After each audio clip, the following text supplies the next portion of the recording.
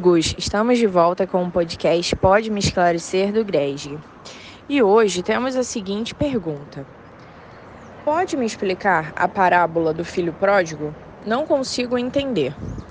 E aí, meus amigos, vamos conferir a resposta dessa pergunta com a trabalhadora da nossa casa, Cristina Salgado? E depois não esquece, hein? Manda sua dúvida pra gente. A volta do filho pródigo é uma parábola que está descrita exclusivamente no Evangelho de Lucas, no capítulo 15, sendo uma das mais conhecidas parábolas de Jesus. Pródigo significa aquele que dissipa seus bens, que gasta mais do que o necessário, é um gastador, esbanjador e perdulário. Quando Jesus contou a parábola do filho pródigo, ele estava cercado por publicanos e pecadores que se reuniram para ouvi-lo. Os publicanos eram os cobradores de impostos, judeus que estavam a serviço do Império Romano. Eram vistos pelo povo como traidores que extorquiam seus próprios irmãos. Já os pecadores eram as pessoas moralmente marginalizadas e de má reputação na sociedade. Não possuíam um padrão de vida aprovado pelos religiosos da época e, dessa forma, eram excluídas por eles. Aos judeus era recomendado que evitassem ao máximo ter contato com essas duas classes sociais. Na verdade, os rabinos nem mesmo ensinavam pessoas dessas classes. Mas Jesus fazia diferente e contrariava aquela recomendação hipócrita. Ele não apenas tinha contato com aquelas pessoas, mas também comia com elas. E ele ia mais além, ele as buscava. Foi assim com Mateus, um publicano escolhido para compor o grupo dos 12 apóstolos. O comportamento de Jesus escandalizava os fariseus e os doutores da lei. Eles ficavam indignados e frequentemente o questionavam sobre isso. O capítulo 15 do Evangelho de Lucas conta uma dessas ocasiões. Este fato, inclusive, inicia-se no capítulo 14, que conta a ida de Jesus à casa de um fariseu em um sábado para comer pão. Os rabinos da época concordavam que Deus recebia o pecador arrependido, mas eles não compreendiam que é o próprio Deus quem busca tais pecadores. Jesus respondeu àqueles religiosos contando 3 parábolas, entre elas a parábola do filho pródigo. As 3 parábolas inegavelmente transmitem uma mensagem central, que é o extraordinário amor de Deus pelos perdidos. E esse certamente é o ensinamento principal da parábola do filho pródigo. Essa parábola fala de 3 personagens: o pai, o filho mais novo e o filho mais velho. Apesar de Jesus não ter nomeado especialmente cada um dos personagens na ocasião em que foi contada essa parábola, nós podemos entender que esses 3 personagens tinham representações específicas. O pai representava Deus, o filho mais novo representava os publicanos e os pecadores, e o filho mais velho os escribas e fariseus. O filho mais novo tinha um plano. Ele queria sair de casa, pois estava cansado da vida no lar de seu pai. O filho mais novo se sentia preso e queria ser livre. Para isso, pede a sua parte da herança. Ele tinha direito a 1/3 da herança quando seu pai morresse, porém ele não podia esperar. Ele não pensou em seu pai, pensou somente em si mesmo, porque seus planos eram mais importantes. O pai o atendeu e fez a divisão dos bens, dando a sua parte. Com isso, o filho mais novo sai de casa com seus bens, indo para um lugar muito distante, sem fazer nenhuma reserva do que recebeu, apenas gastando desregradamente tudo o que tinha. Mas os seus recursos acambaram, e estando em terra estrangeira, não havia ninguém que o pudesse socorrer. Pobre, sem amigos, sem status e sem herança. A sua humilhação alcança o ápice quando, para sobreviver, foi cuidar dos porcos. Como um judeu, ele não poderia ter contato com esses animais porque eram considerados imundos. Os rabinos consideravam as pessoas que cuidavam de porcos amaldiçoadas. Dessa forma, nós percebemos que ele perdeu os seus recursos, a sua religião e, consequentemente, a sua identidade. Chegou ao ponto de desejar comer a lavagem dos porcos, e nesse instante ele reconhece seu castigo e conclui que na casa de seu pai, os servos que lá viviam não passavam fome e tinham dignidade. Ele reconhece então o seu erro. Naquele momento, ele soube que seu abandono foi precipitado e que sua decisão foi insensata. Também entendeu que o que fez não foi apenas um erro, foi um pecado. Ele havia pecado contra Deus e contra seu pai. Compreendendo o tamanho da sua ingratidão e sabendo que não poderia ser mais chamado de filho, ele retornaria e pediria para ser um empregado temporário. Nesse exato momento, aquele filho mais novo já não era mais o mesmo rapaz inconsequente que saiu da casa de seu pai. Ele havia sido transformado e retorna à casa de seu pai de uma outra forma.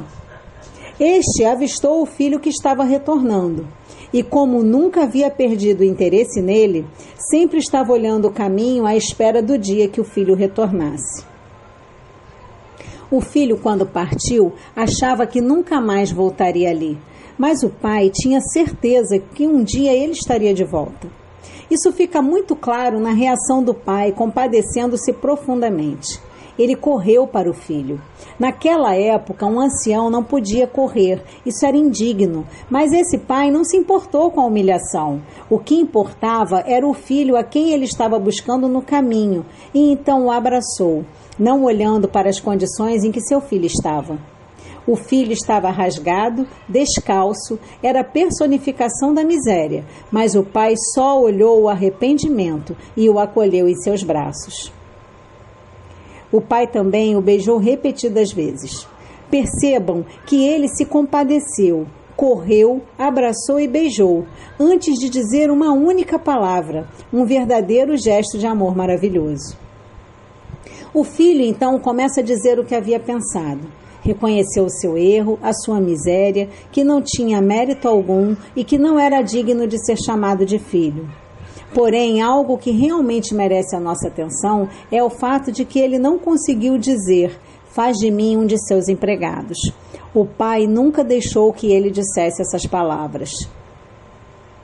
A partir daqui, temos o relato de como ele é recebido de volta ao lar. O pai queria dar ao filho a importância que ele não merecia, porque o seu amor de pai era imenso e inexplicável. Assim, é providenciada a roupa, que é um símbolo de honra, um anel, que é um símbolo de autoridade, a sandália, que é um símbolo de que ele não era um escravo. Aquele filho era um homem livre, pois o amor de seu pai o libertou. O pai também manda preparar o bezerro. Esse animal era um novilho guardado para ser usado somente na ocasião mais especial. Para o pai, haveria alguma ocasião mais especial do que essa?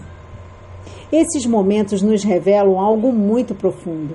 Aqui entendemos que o controle sempre esteve nas mãos do pai. Enquanto o filho estava vivendo desregradamente, o pai estava fazendo provisão para que, quando ele retornasse, tivesse tudo à sua disposição. Enquanto o filho estava esbanjando, o pai estava cevando o novilho, deixando a roupa, o anel e a sandália preparados para o momento do retorno. Até aqui, temos vários significados importantes que passam desapercebidos por nós. Temos contrastes nas expressões morto-vivo, perdido, achado. No sentido prático, o filho estava morto, pois como havia recebido toda a sua parte da herança, não fazia mais parte da família. E estava perdido porque havia se acabado em suas loucuras e desperdiçado tudo o que lhe poderia sustentar durante a vida. Mas temos algo mais profundo nessa passagem. Nesse contexto, a palavra morto reflete o grau mais avançado de miséria. Morto não toma ação, não decide, não tem razão sobre si. Morto não faz absolutamente nada sobre nada. O filho mais moço estava morto e perdido, ou seja, ele estava no mais profundo estado de desgraça. Porém, há a esperança, que explica a reação do pai. Este filho poderia arrepender-se e voltar. Então somos apresentados ao outro filho, o filho mais velho, o primogênito. Ele nunca se afastou do pai, mas também nunca esteve próximo. Ele sempre teve todo o amor que precisava, mas sempre esbanjou o amor e a presença de seu pai. Se o filho mais novo se perdeu saindo de casa, o filho mais velho, mesmo dentro de casa, também estava perdido. Então, mais uma vez, o pai é quem saiu de casa para ir ao encontro de um filho. Dessa vez, ele foi encontrar o filho mais velho. Nas palavras do pai, o filho mais velho é aquele que encarava o relacionamento somente como base de recompensa. Ele tinha direito a 2/3 de toda herança, mas ele estava preocupado com um simples novilho. Ele era filho, mas se enxergava como empregado. No original, ele diz algo como: estive trabalhando como escravo para ti. Ele também tentava se justificar dizendo: nunca desobedeci tuas ordens. Ele não entendia que de um filho se espera mais do que simples obediência. Ele não havia entendido que diante de um pai tão bondoso, nada do que tinha feito poderia impressionar. A sua preocupação era somente com as posses de seu pai, que consequentemente também lhes pertencia. Mas ele não amava seu pai, apenas queria sua fortuna. Ele não se preocupou com a dor do pai quando ficou sem o seu caçula, nem mesmo com o irmão que se foi, pois como mais velho ele poderia ter ido buscá-lo. Esse filho estava mesmo preocupado era com a herança. Percebam que ele diz, esse teu filho, ao invés de dizer, esse meu irmão. Era um desconhecido dentro de casa. A resposta do pai estabelece um tremendo contraste, se dirigindo a ele dizendo, meu filho, e também usa a expressão, esse seu irmão. Ou seja, o pai o coloca como membro da família, além de demonstrar que havia considerado como justo o filho mais novo. O que não percebemos nessa parábola? Jesus associa o amor incondicional de Deus à figura do pai. Não seria melhor uma mãe? Não é a mãe que geralmente está associada à saudade, os braços abertos e o perdão? A parábola nos dá uma nova imagem de Deus. O propósito de Jesus, ao acrescentar o amor e a caridade às leis, é que entendêssemos Deus como Pai de amor, tirando-lhe aquela imagem fria e distante que nos remete aos tempos de Moisés. Este Deus é um Pai amoroso, que disciplina, mas ama e perdoa. Nos traz uma nova imagem de Pai fundamentada no perdão e no amor incondicional. Esse pai impõe os limites necessários, mas não os confunde com restrição da liberdade. Às vezes se fecha e diz não, mas também arrisca, confia, abre os braços e solta o filho. Se o filho pródigo tivesse medo do pai, como poderia voltar para casa e pedir perdão? Se tivermos medo de Deus, como teremos coragem de pedir-lhe perdão? Outra questão interessante para reflexão trata do comportamento do filho que ficou em casa. Em um primeiro momento, ele parece mais equilibrado do que o seu irmão. Satisfeito com a disciplina da casa paterna, não se entusiasma com a perspectiva de festas e desfrutes. Enquanto o denominado filho pródigo ganha o mundo, ele permanece vivendo de forma equilibrada. Entretanto, esse equilíbrio é colocado à prova quando seu irmão retorna sofrido e humilhado. Então, em vez de alegrar-se com o retorno do companheiro das brincadeiras infantis, ele se indigna. Recusa-se a entrar em casa e a participar da festa promovida pelo seu pai. Instado pelo pai, então, a mudar o comportamento, dá mostras de rancor ao falar de sua prolongada obediência, a seu ver, sem recompensas. O filho que ficou em casa representa uma parcela muito significativa da humanidade. Trata-se das pessoas bastante focadas em viver sem escândalos, mas também sem generosidade. Elas se esmeram em cumprir regras, em fazer o que parece correto, em termos pessoais ou sociais. Vivem de padrões externos. Contudo, o seu viver não tem bondade. Porque conseguem domar algumas paixões, criticam asperamente quem a elas sucumbe. Muitos desejam a dor, a difamação e a desgraça para aquele que comete erros, pequenos ou grandes, ou se permite viver de forma desregrada. Essas pessoas, com toda a sua severidade, não entendem o essencial das leis divinas. Essas leis não existem para cercear todos os nossos passos. Elas são um roteiro de liberdade e felicidade. Uma vida digna e promissora é resultado da internalização dos conceitos divinos. Mas essa internalização é incompatível com um coração rancoroso e egoísta. É preciso bondade e leveza para uma correta compreensão da lei de amor que rege os mundos. Embora com necessidade de experiências diversas, todos os homens são irmãos e se assemelham em sua essência. Todos nós somos passíveis de cometer erros, grandes ou pequenos.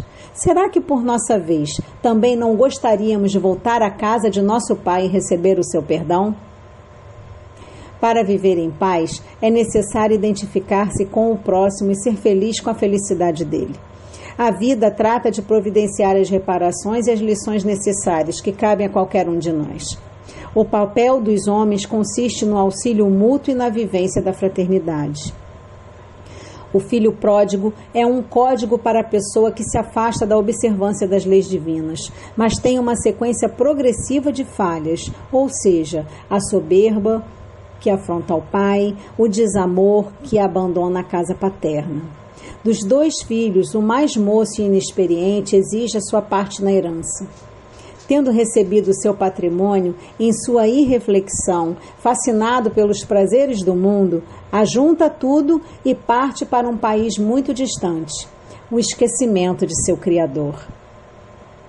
Em terra distante, esbanja seus bens, vivendo dissolutamente, gastando e não ajuntando, malbaratando tudo o que tinha e não adquirindo o que não tinha, isto é, consumindo toda a sua capacidade em todo tipo de desejos desajustados e não adquirindo nenhum novo conhecimento construtivo. A sua motivação foi somente viver as experiências atrativas do mundo. Infelizmente, podemos nos imaginar cerceados em nossa liberdade quando, a serviço do Pai, privado dos prazeres intensos e oprimidos por um jugo insuportável, que é a reforma íntima, ficamos então rebelando-nos, afastando-nos de Deus, atraindo a miséria e o sofrimento. Quando nos arrependemos, porém, retornamos ao nosso Pai, à nossa casa, à nossa razão. O que seria de nós se não tivéssemos o benefício do perdão? O que seria de nosso interesse? Os braços abertos de nosso Pai ou a revolta de nosso irmão? Arrependimento seguido de ação. Estas atitudes fizeram toda a diferença na vida do moço rebelde, ingrato e esfomeado de esclarecimentos que não encontrou naquele país distante a satisfação das suas reais necessidades. Amor e perdão. Foram estas as atitudes do pai esperançoso que aguardava a volta de seu filho. O pai tinha todos os motivos para receber o filho fujão com um longo sermão, mas ele não fez isso. Ele renunciou ao direito das acusações para dar lugar ao perdão e à alegria por ver seu filho de volta ao convívio da família. Assim é Deus conosco em sua infinita misericórdia, pois todos nós, em algum momento, somos também como o filho pródigo.